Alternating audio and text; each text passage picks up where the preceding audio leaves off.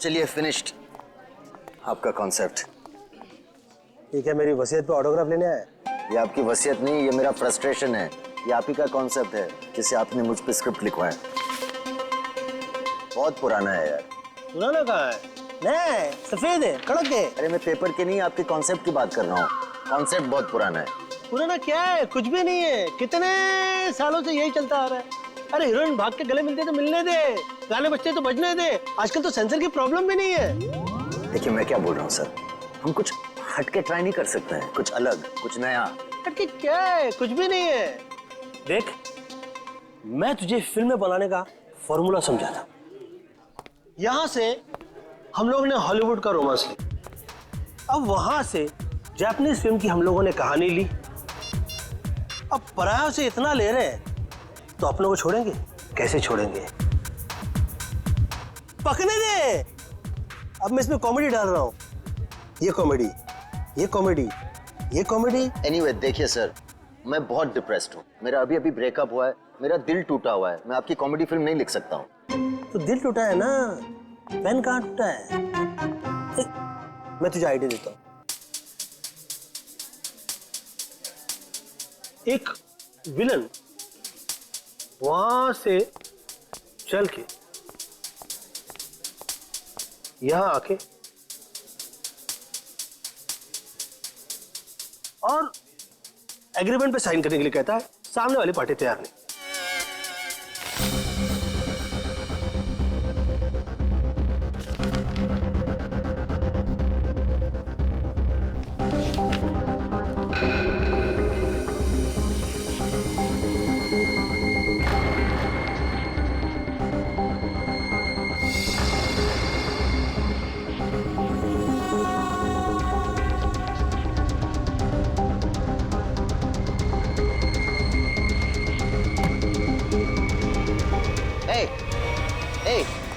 क्या डाला तुमने उसके ग्लास में? हाँ, क्या डाला ग्लास में? रुको।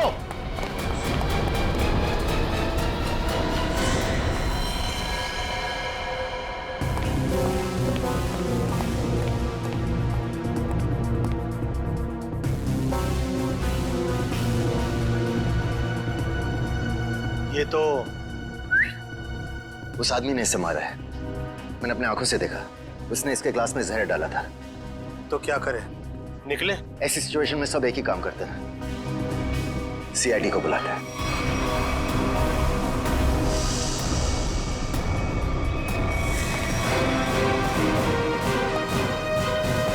Yes sir. सर मैंने ही फोन किया था। Mister UD. यस। आपके और अरमान जी के सामने मारा है। मुझे पता नहीं, इन्होंने देखा है। इन्होंने देखा। इन्होंने? मिस्टर यूडी, हमने सुना है कि आप कहानी वगैरह भी लिखते हैं। जी सही सुना आपने। मैं कहानियां लिखता हूँ लेकिन आइडियाज ये देते हैं। ये वाला मेरा नहीं था। क्या हुआ? ये खूनी कचरा है। मिस्टर यूडी, आपने इस आदमी का खून होते हुए देखा? जी, उस लड़के ने इनके जूस में कुछ मिलाया था। ये लैपटॉप? उसी का है, छोड़ के भाग गया। भागते चोर की लंगोटी छोड़ गया? मतलब चोर निकल लिया, लंगोटी छोड़ गया। इसमें तो कुछ भी नहीं, खाली। कमाल है, हिम्मत तो देखो उसकी। इतने लोगों के सामने जूस में जहर मिला के मार डाला इसे, और फिर यहाँ से भाग भी गया। सर मैंने उसे पकड़ने की कोशिश की लेकिन वो... अरे राइटर पेन पकड़ सकते हैं, मुझे नहीं। छोड़िए, हम लोग निकले। आप लोग जा सकते हैं, मगर जरूरत पड़ी तो आप दोनों को फिर मिलना पड़ेगा। मेरी तो नहीं पड़ेगी, शायद इनकी पड़ जाए। राइटर है, लिख के देगा।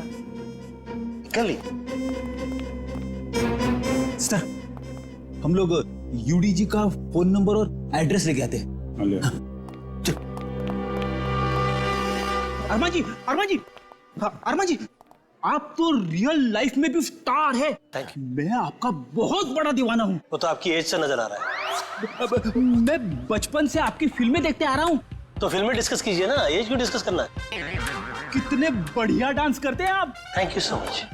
देखिए, यहाँ पे कोई मर गया है और आपको इनकी डांस की पड़ी हुई है। अब अरमान जी, ये कौन है?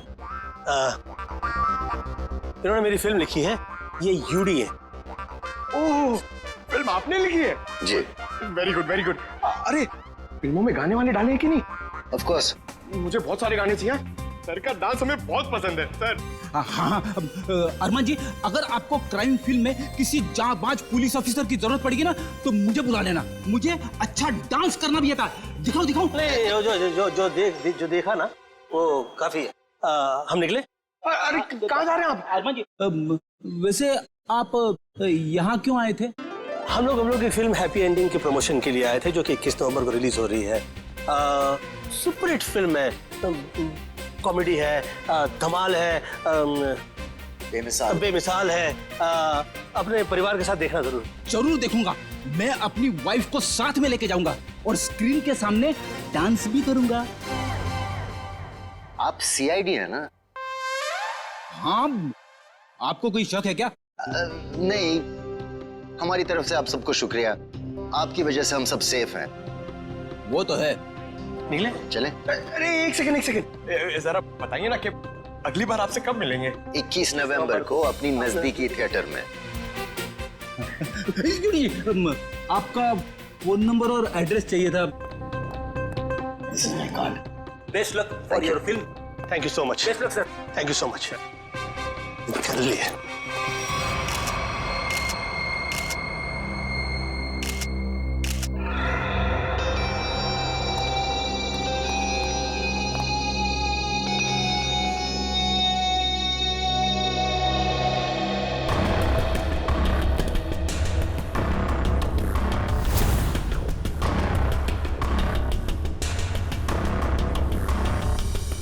Parking ticket. प्रतीक, ये आदमी यहाँ होटल में ठहरा था या कहीं बाहर से आया? नहीं सर, ये हमारे होटल के गेस्ट नहीं है, कहीं बाहर से आया था। ये जो लड़का भागा है उसका चेहरा तो देखा होगा ना आपने? हाँ सर, देखा है। उसका स्केच बनवाइए जरा। Okay sir. और ये पार्किंग टिकट है, मतलब किसी गाड़ी से आया था। देखो जरा। जी सर। इस पे जो गाड़ी का नंबर लिखा हुआ है ना? जी। देखो गाड़ी कहाँ पे है। जी सर। फ्रेडी, वॉचमैन से पता करो जो आदमी यहाँ से भागा था वो यहाँ से बाहर गया कैसे। Yes sir.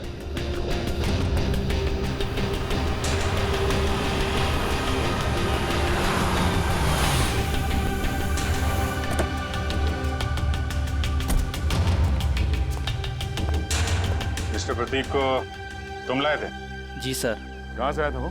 Hotel crown root से। खार में है साहब। वो कहीं बाहर से आकर वहाँ रुके थे। सर, वॉचमैन ने बताया कि वो लड़का आया तो स्कूटर से था, मगर जाते समय बाउंड्री वॉल कूद के भाग गया। तब तो स्कूटर अभी भी यहीं पे होगा। देख, तुम सीसीटीवी फुटेज चेक कर लो, तब तक मैं होटल क्राउन रूट चेक कर लेता हूँ जहाँ पे प्रतीक ठहरा हुआ था। ठीक है। देखिए हम लोग सीआईडी से, आपके ये गेस्ट मिस्टर प्रतीक, इनका किसी ने जहर देके खून कर दिया है। हे भगवान। मैडम, हमें आपके इस गेस्ट के बारे में वो सारी जानकारी चाहिए जो आप लोगों के पास है। सर, मिस्टर प्रतीक दिल्ली के रहने वाले हैं और यहाँ बिजनेस के सिलसिले में वो हमेशा आते जाते रहते हैं और वो जब भी आते हैं हमारे ही होटल में रुकते हैं। हमें मिस्टर प्रतीक का कमरा दिखाइए।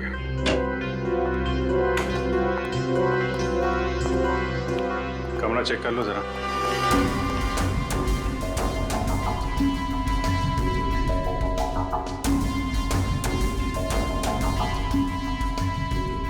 काफी भारी है सर। ऐसा लग रहा है इससे प्रतीक जी पूरे 1 साल का कपड़ा पैक करके आते थे।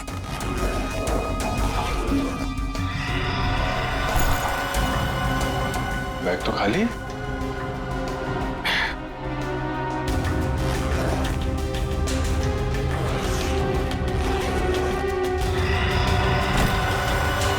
खाली बैग और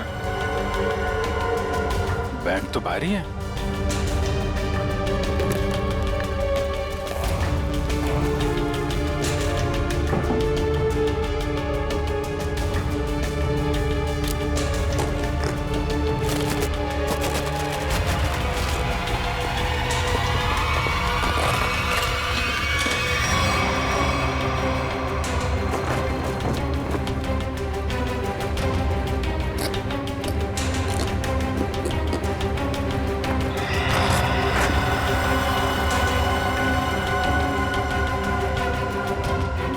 ऐसे छुपा के रखा है? ये प्रतीक आदमी तो गड़बड़ है। कौन कौन आता था इससे मिलने के लिए? एक लड़की इनसे हमेशा मिलने के लिए आती थी और ये दोनों घंटों बैठकर बातें किया करते थे। प्रतीक जीतू से डांटा भी करते थे और वो लड़की कल भी इनसे मिलने के लिए आई थी। कौन है वो लड़की? सर, अवंतिका।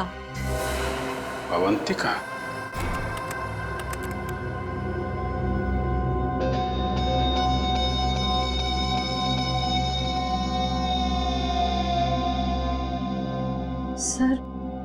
सर वो स्कूटर काफी देर से वहीं पर है। हाँ श्रेया, ये स्कूटर खुनी का हो सकता है। वजह जरा इस फुटेज को और पीछे से प्ले करना।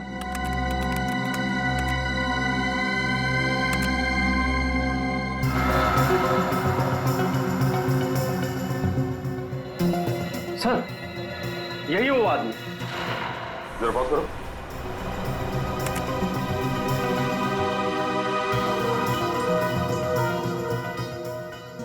सर ये तो वही आदमी है।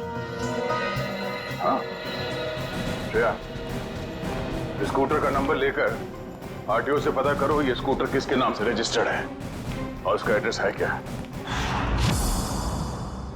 तो आप दोनों साथ में रहते हो और वो यहाँ काम करता है? यस सर, यही काम करता है Ketan. Hello sir, welcome. Ma'am, हम लोग सीआईडी से और एक जांच के सिलसिले में यहाँ आए हैं। ये आदमी केतन यहाँ पे वेटर है ना? हाँ सर, ये तो केतन ही है। इस केतन ने एक आदमी को जहर देके मार डाला और अब फरार है। इसी की तलाश में हम लोग यहाँ पर आए हैं। लेकिन सर ये तो काम छोड़कर जा चुका है यहाँ से। पर केतन किसी का खून नहीं कर सकता। एक मिनट, वो कुछ दिन पहले काम छोड़ चुका है? हाँ मैम, ये एक दिन ड्यूटी के बीच में से ही चला गया था और फिर लौटकर आज तक नहीं आया। कहाँ चला गया वो? सर, एक लड़की थी, मतलब शायद है, उसके साथ गया था वो। कौन लड़की? सर, एक कस्टमर थी हमारी। करीब 1 महीने पहले से उसने हमारे कॉफी शॉप में आना शुरू किया था। वो रोज आती थी।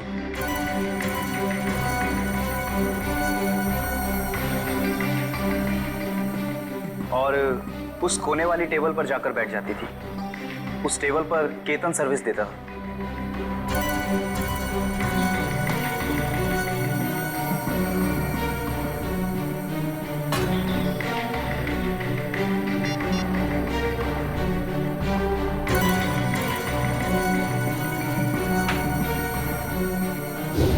सर, केतन ने उसका नाम भी बताया था हमको। क्या नाम बताया था लड़की का? सर, अवंतिका। अवंतिका? श्रेया, यही नाम था ना उस लड़की का भी जो 1-2 दिन पहले प्रतीक से मिली थी? हाँ सर। फिर क्या हुआ? लेकिन अजीब बात यह थी कि वो लड़की एक दिन आदमी से मिलती थी और दूसरे दिन एक औरत से। दोनों से अलग अलग घंटों बातें करती थी, मगर कभी भी दोनों से एक साथ नहीं मिली वो। उन तीनों ने अचानक ही आना बंद कर दिया। अवंतिका की राह देखते देखते केतन निराश हो गया। किसी काम में उसका मन ही नहीं लगता। Ketan, what's wrong with you? तुम्हें हो क्या गया अचानक? तुम ना ही तो पहले की तरह सर्विस देते हो और ना ही ऑर्डर ठीक से लेते हो। और तो और तुम उस टेबल पर लोगों को बैठने से मना क्यों करते हो? Sorry ma'am. देखो, सॉरी वॉरी यहाँ नहीं चलेगा। तुम्हें काम करना है तो ठीक से करो, वरना छुट्टी लो।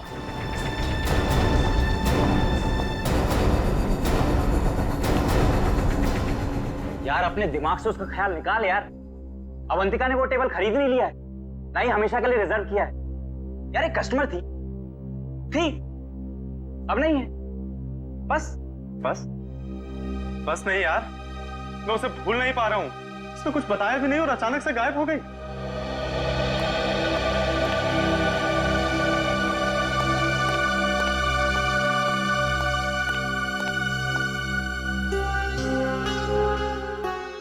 और सर, तभी कैफे के बाहर कोई आया और केतन उसे देख के तुरंत बाहर चला गया। क्या हालत क्या बना रखी है तुमने?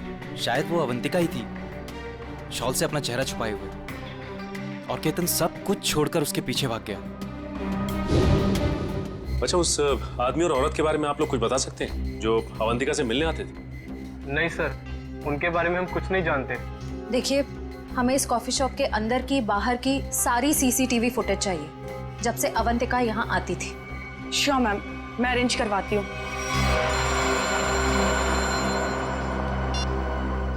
और डॉक्टर साहब, क्या बात कर रहे हैं सर आप? पर ऐसे कैसे हो सकता है? ठीक है सर, मैं एसीपी साहब से बात करता हूं।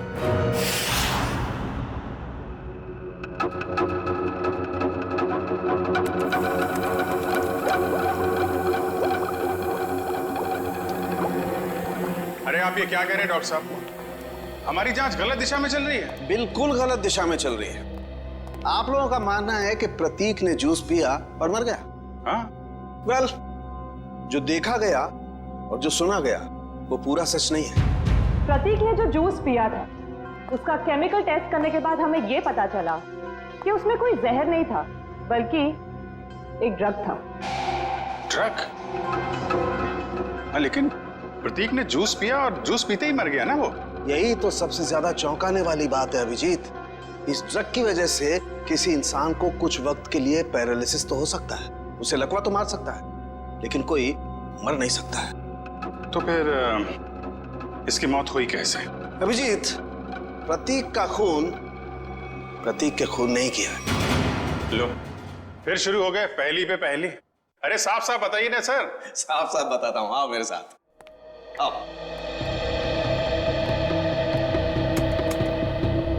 ये देखो, ये प्रतीक की ब्लड सेल्स और ये एक नॉर्मल इंसान के ब्लड सेल्स। दोनों में फर्क है, और फर्क ये है कि प्रतीक को थैलेसीमिया है। थैलेसीमिया जो हीमोग्लोबिन की गड़बड़ी से होता है? बिल्कुल अभिजीत। और ऐसे रोगियों को जिंदगी भर किसी स्वस्थ इंसान की खून की जरूरत पड़ती है, और हाल ही में किए गए ऐसे ही किसी ब्लड ट्रांसफ्यूजन ने प्रतीक की जान दी। ओह, तो मतलब हाल ही में जो प्रतीक को खून दिया गया था, उस खून में गड़बड़ी थी। बिल्कुल, और इस खून में टॉक्सिन्स मिलाए गए थे। मतलब इस खून को जानबूझकर जहरीला बनाया गया था, जिससे इसकी मौत हो गई। प्रतीक के मरने की शुरुआत तो कुछ दिन पहले ही हो चुकी थी। केतन उसके जूस में कुछ डालता या नहीं डालता, इसकी मौत तो पक्की थी। पर इसका मतलब खूनी केतन नहीं, कोई और है। हाँ, लेकिन केतन ने भी तो इसे पैरालाइज करने की कोशिश की थी। अब ये कौन है जिसने इसकी बीमारी का फायदा उठाया और इसकी जान ले ली? एक आदमी और दो दुश्मन। हाँ जी, मुझे 1 महीने के सारे कॉल रिकॉर्ड डिटेल्स चाहिए, और खास करके 24 घंटे के।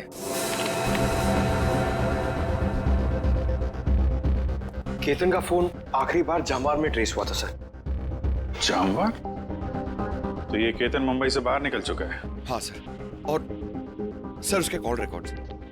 सर ये देखिए, सबसे पहले उसने अपने कॉफी शॉप वाले दोस्त ऋषभ को फोन किया, उसके बाद अवंतिका को, मगर अवंतिका का फोन ऑफ आ रहा था।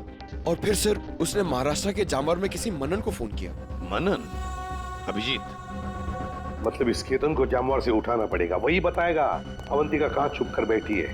और फिर ये भी पता लगाना चाहिए इन दोनों का क्या संबंध है उस कॉफी शॉप वाले औरत और आदमी के साथ। सर, अवंतिका का तो पता नहीं, लेकिन हम उस आदमी और उस औरत तक पहुंच सकते हैं जिनसे वो कॉफी शॉप में अलग अलग मिलती थी। ये देखिए सर।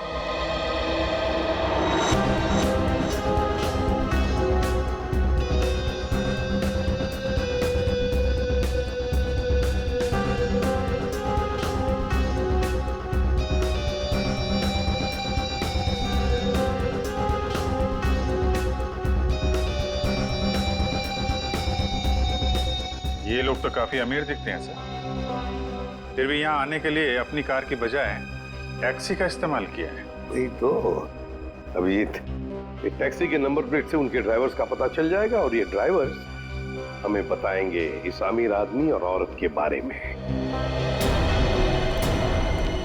क्या गलती की साहब, मुझे क्यों बुलाया है? देखो, तुम लोगों से कोई गलती वलती नहीं हुई, कोई भी गलती नहीं हुई। बस हम सिर्फ कुछ जानना चाहते हैं। ये देखो, ये औरत और ये आदमी क्या इन लोगों को तुमने कभी देखा है? तुम जानते हो इन्हें? ये दोनों भी पिछले महीने कुछ दिनों तक ग्रैंड मोटर्स होटल में आते जाते रहते थे। ये आदमी, इसे तो मैं जानता हूँ। ये तो एक बार मेरे टैक्सी में बैठा था। कौन है ये? कहां से बैठा था तुम्हारे टैक्सी में? कौन है ये साहब, मैं नहीं जानता हूँ, लेकिन पिछले महीने जुहू सर्कल पे एक कॉलोनी से इसे मैंने उठाया था सुबह सुबह। इसके पास 1000 रुपया था साहब। मेरा भाड़ा 390 रुपया था। मैंने इसे 600 रुपया वापस कर दिया, लेकिन ये 20 मिनट तक 10 रुपए के लिए बकबक करता रहा। फिर बाद में मैंने साहब इससे 10 रुपया लेके उसको दिया था। हाँ सर, याद है। अभी तक इसने 10 रुपए दिए भी नहीं मुझे। कुछ बता सकते हो ये जुहू में कहाँ रहता है? ये तो मालूम नहीं है साहब, लेकिन जाते जाते इसने कहा था कि मेरा तो इधर रोज का आना जाना है। अगर ऐसे ही मैं 10-10 रुपए डेली छोड़ता जाऊं तो महीने का 300 रुपया हो जाएगा। पैसे वाला आदमी था साहब, लेकिन 10 रुपया के लिए बहुत चिक-चिक किया साहब, बहुत चिक-चिक किया एकदम। ठीक है, चलो हमारे साथ।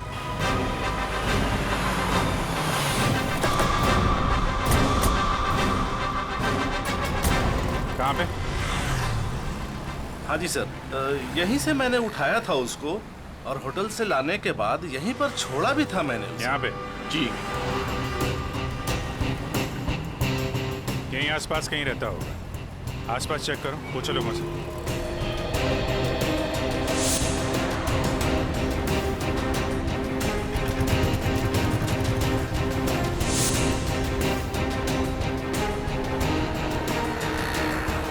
अरे भाई साहब, जरा देखना इस आदमी को पहचानते हैं क्या आप? अरे साहब, अभी हमें 5 गाड़ियां और धोना, मेरे पास बिल्कुल टाइम नहीं है। अरे यार, थोड़ा टाइम निकालो ना काम से, लोगों की मदद भी क्या करो भाई। ठीक है साहब, लाइए दिखाइए फोटो। ये देख। अरे ये तो अपने निरंजन साहब हैं। निरंजन साहब? हाँ साहब, ये यही तो रहते हैं। वो सामने वाले दूसरे बंगले में, बंगला नंबर 707। और हाँ साहब, इनकी तीनों गाड़ियां रोजाना मैं ही धोता हूँ। अच्छा, थैंक यू वेरी मच। 707 ना? जी हाँ, 707। Thank you.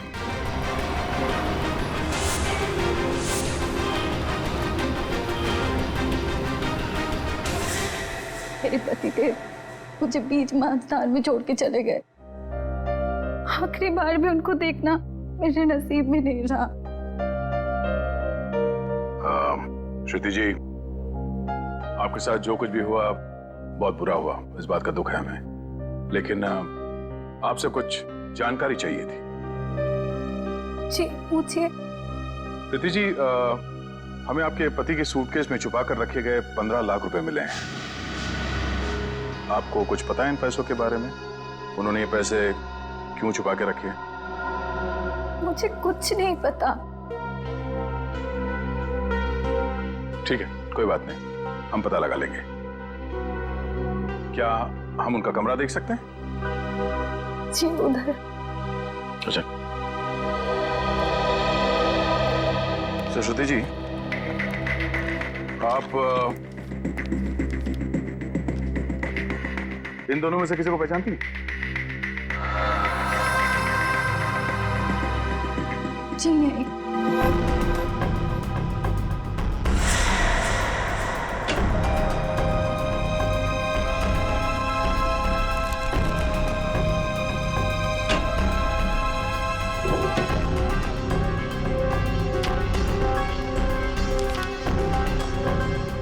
ये प्रतीक ऐसा क्या काम करता था कि अलग अलग अकाउंट से इतने सारे पैसे आए हैं यहाँ पे?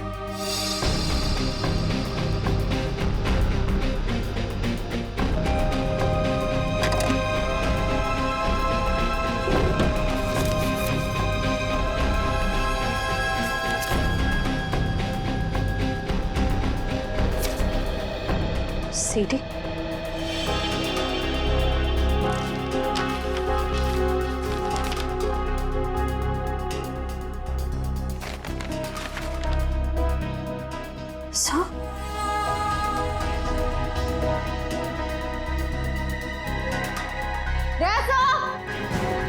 आशा,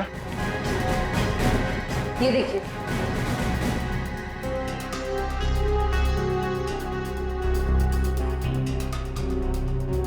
बच्चों की तस्वीरें, पैसों के आंकड़े। प्रतीक करता क्या था? सचिन एक काम करो, ये सब मुंबई भेज दो ब्यूरो में। श्रुति जी, आपसे एक और सवाल करनी थी। क्या आपको ये बात मालूम थी कि आपके पति को थैलेसीमिया नाम की बीमारी थी? जी हाँ।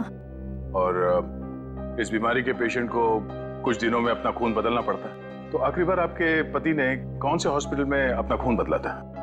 यही दिल्ली में सिटी हॉस्पिटल। ओह, सिटी हॉस्पिटल। मिस्टर निरंजन, आप ये पूछें कि हम लोग कौन हैं और यहाँ किस लिए आए हैं, तो आपको बता दें कि हम लोग सीआईडी से हैं और आपसे कुछ पूछताछ करने आए हैं। सीआईडी? लेकिन मुझसे क्या जाना है आपको? कौन है निरंजन? विशाखा, ये लोग सीआईडी से हैं और लगता है हमारे बारे में काफी कुछ जानते हैं। जी हाँ, और अब ये जानना चाहते हैं कि ग्रैंड मोटर्स के कॉफी शॉप में आप दोनों अवंतिका से मिलने अलग अलग जाते थे और यहाँ एक साथ दिख रहे हैं। क्या मच रहा है? माफ कीजिएगा सर, लेकिन हम बाहर किसी से अलग अलग मिल लिए तो उसमें ऐसा कौन सा पहाड़ टूट गया कि सीआईडी हमारे घर तक पहुंच गई? किसी से नहीं, अवंतिका से। हमें शक है कि दिल्ली के एक बिजनेसमैन मिस्टर प्रतीक के खून में उसका हाथ है। नहीं नहीं, अवंतिका कभी ऐसा नहीं कर सकती। बहुत विश्वास है आपको अवंतिका पे?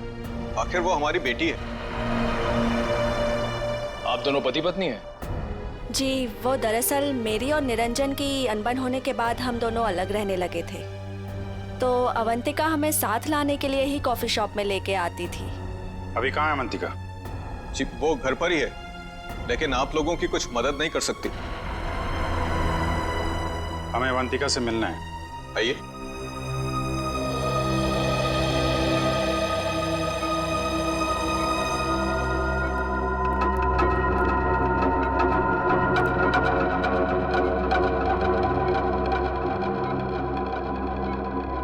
क्या हुआ इसे? सीढ़ियों से गिर गई थी, सिर में चोट लगी है, तब से कोमा में है।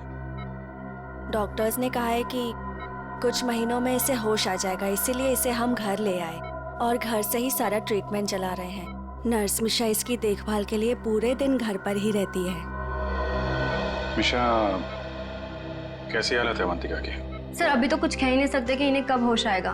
अब तो अवंतिका में सिर्फ जान बची है, मगर शरीर और दिमाग पूरी तरह नाकाम है।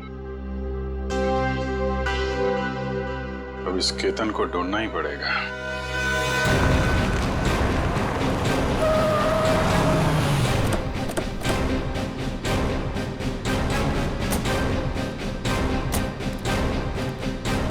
सुनिए जी, ये मनन कहाँ पे? वो वहाँ पे।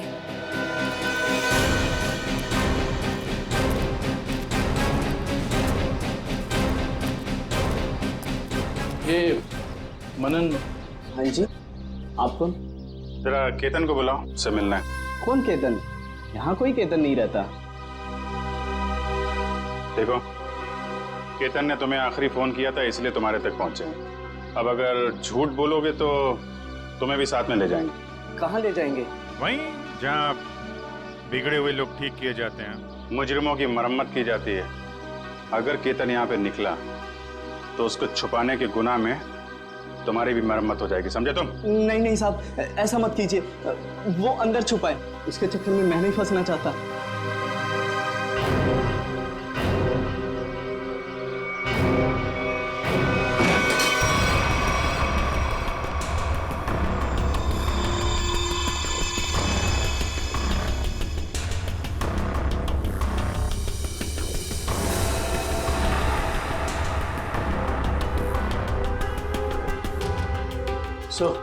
यहाँ तो सब बंद है, यहाँ से भागना तो नामुमकिन है।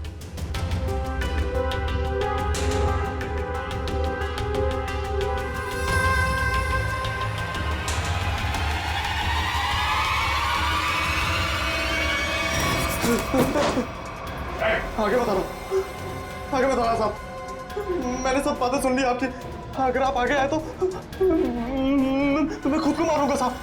अरे वाह, वहाँ दिन दहाड़े होटल में जूस में ड्रग मिला के आदमी को मारने की हिम्मत है तुम में।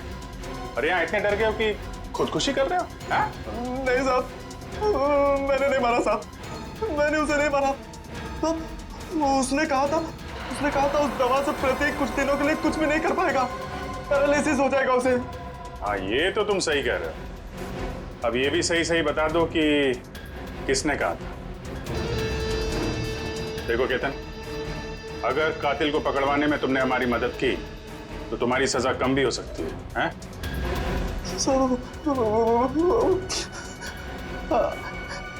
अवंतिका ने कहा था सर। ठीक है, पहले अपना ये चाकू दो। लाओ चाकू दो। कुछ नहीं होगा तुम। चाकू दो। लाओ लाओ लो। अब आ जाओ। आ जाओ।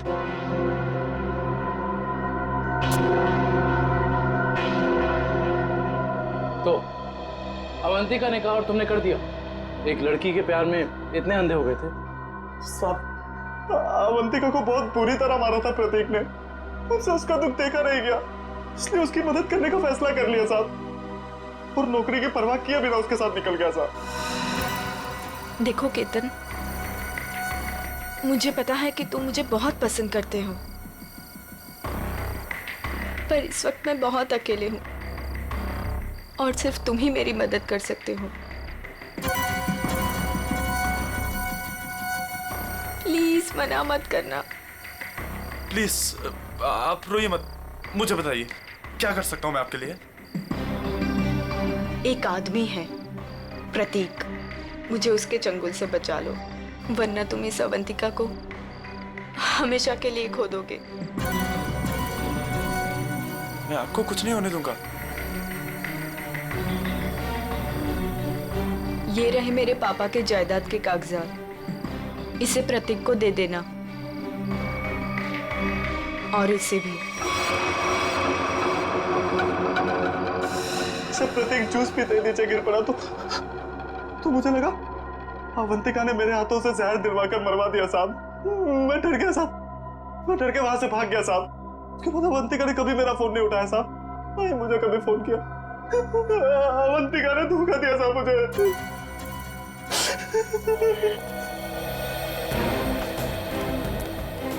सर, ये प्रतीक आखिर अवंतिका से चाहता क्या था? ये तो तय है कि दोनों के संबंध ठीक नहीं थे, लेकिन असली कहानी क्या है ये तो अवंतिका के होश में आने के बाद ही पता चलेगा।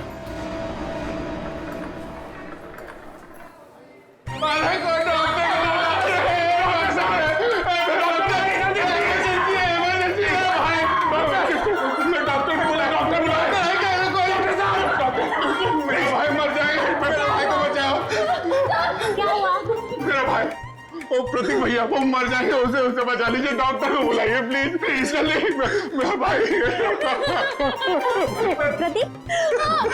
प्रतीक भैया देखिए, वो इस हॉस्पिटल में ब्लड ट्रांसफ्यूजन के लिए आते थे, उन्हें थैलेसीमिया की बीमारी है।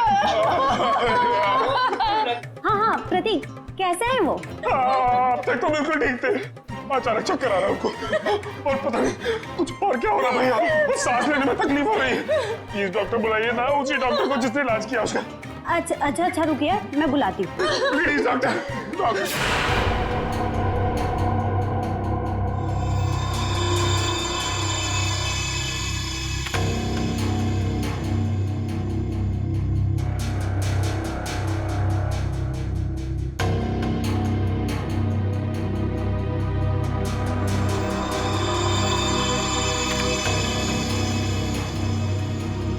प्रतीक ने इन बच्चों की फोटो काफी संभाल के रखी थी। सर, प्रतीक ने ऐसा किया क्यों होगा? कुछ तो खास है इन बच्चों में, वरना इतने सारे बच्चों की फोटो हैं छुपा के नहीं रखता वो। सर, वो पेशेंट प्रतीक, उसके रिश्तेदार आए हैं, उसकी तबीयत खराब है, वो आपसे फिर से इलाज कराना चाहते हैं। सर, इन सारे बच्चों के बारे में बहुत ही खास बात पता चली है। वो क्या? सर, ये सारे बच्चे 1997 और 2001 के बीच गायब हो गए थे।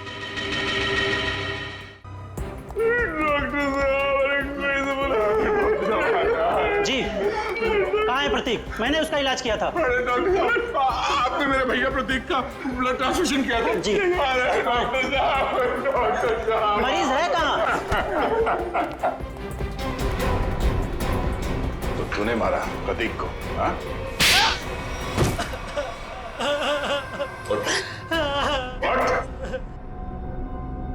कौन है आप लोग? सीआईडी। अब फटाफट बकना शुरू कर, वरना बताता हूँ।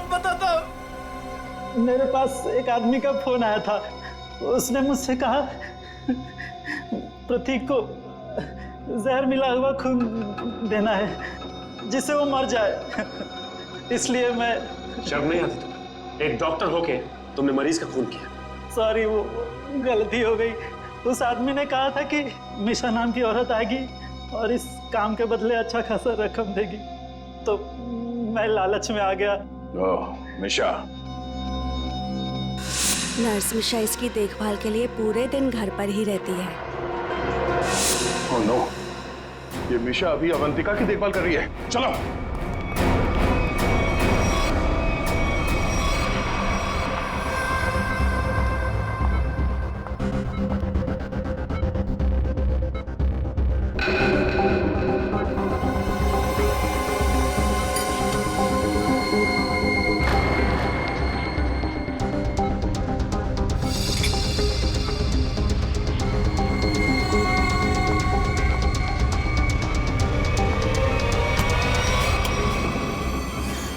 तो ये है तुम्हारा असली रूप। एक ऐसी लड़की को मारना चाहती हो जो बेचारी कोमा में है। ये क्या कह रहे हैं आप? मैं तो बस विटामिन का इंजेक्शन दे रही थी। विटामिन का इंजेक्शन है? आप भी काफी कमजोर दिख रही हैं। इनको लगा दो विटामिन का इंजेक्शन। निखिल जरा हेल्प करो। जरा चल, हाथ दे। नहीं नहीं, मुझे इंजेक्शन मत दो। नहीं, छोड़ो मुझे। विटामिन का एक नहीं नहीं, इसमें जहर है। छोड़ो मुझे, जहर है इसमें। सीआईडी इतनी रात को मेरे घर में? अरे ये देखिए ना, ये मिशा आपकी बेटी अवंतिका को जहर का इंजेक्शन लगा के मारना चाहती है।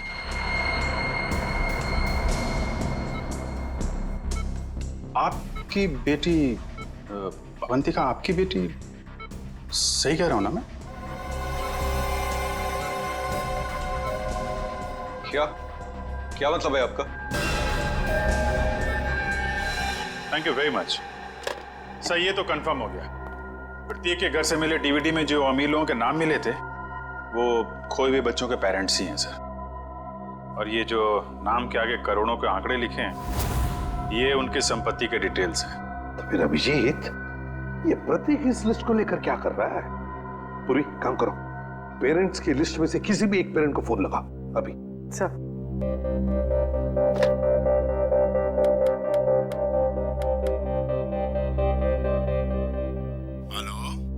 Hello mister Kumar. हाँ जी, मैं सीआईडी से बोल रही हूँ। हमें आपसे कुछ बात करनी है। सीआईडी से? कहिए, क्या बात करनी है आपको? मिस्टर कुमार, मैं इंस्पेक्टर अभिजीत सीआईडी से। हम आपके खोए हुए बेटे सोहम के बारे में कुछ पूछना चाहते हैं जो दिसंबर 1998 में गायब हुआ था जब वो 7 साल का था। माफ कीजिएगा, हम आपके पुराने घाव को ताज़ा कर रहे हैं, पर क्या उसके बाद से सोहम के बारे में आपको कुछ पता चला? कोई चीज, कोई बातचीत? पता नहीं आप लोग ये क्यों पूछ रहे हैं, मगर 3 महीने पहले एक लड़का सोहम होने का दावा कर रहा था, पर वो जालसाज निकला। मेरे 6 करोड़ लेके भाग गया। My God. मिस्टर कुमार, आप परेशान मत होइए, हम इसकी जांच करेंगे और आपसे जल्दी कांटेक्ट करेंगे। ठीक है। Thank you very much. Thank you. Sir, कहीं अवंतिका भी ऐसे कैरेक्टर तो नहीं? हो सकता है। हमें सब कुछ पता चल चुका है निरंजन जी। जिन अमीर परिवारों के बच्चे बचपन में खो जाते थे, ये प्रतीक अपने आदमी वहां बेचता था, उनके खोए हुए बच्चे बना के, ताकि पैसे कमा सके। उसके घर से हमें आपका नाम मिला है। आपकी बेटी अवंतिका 9 साल की उम्र में खो गई थी, उसके बाद कभी नहीं मिली। ठीक कह रहा हूं मैं? हाँ, मुझे शुरू से मालूम था कि लड़की मेरी अवंतिका नहीं बल्कि रीता है, लेकिन इसे झुटलाने का कोई सबूत नहीं मिल रहा था मुझे। एक दिन मैंने इसका पीछा किया। जब सच्चाई सामने आई तो मेरे पैरों तले से जमीन खिसक गई।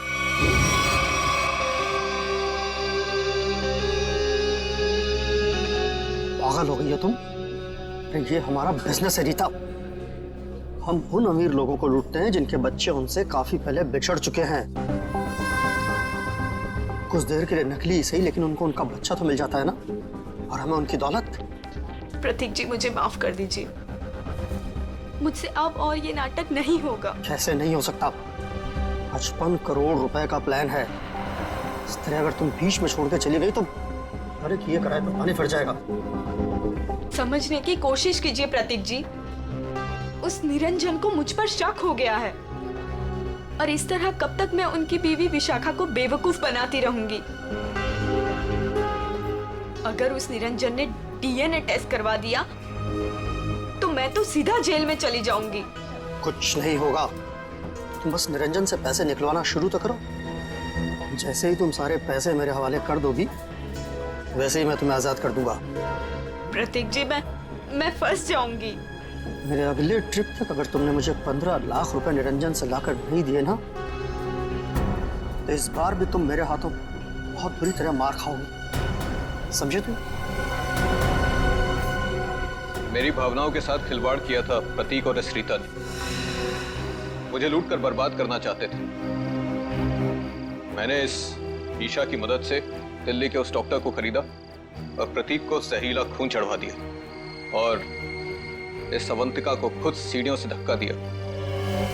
वो मरी तो नहीं, लेकिन कोमा में चली गई। आपके साथ जो हुआ बहुत बुरा हुआ, लेकिन आप कानून की मदद लेने के बजाय खुद मुजरिम बन गए। अब आपको और इस मिशा को जेल जाना होगा अपने गुनाहों की सजा भुगतने।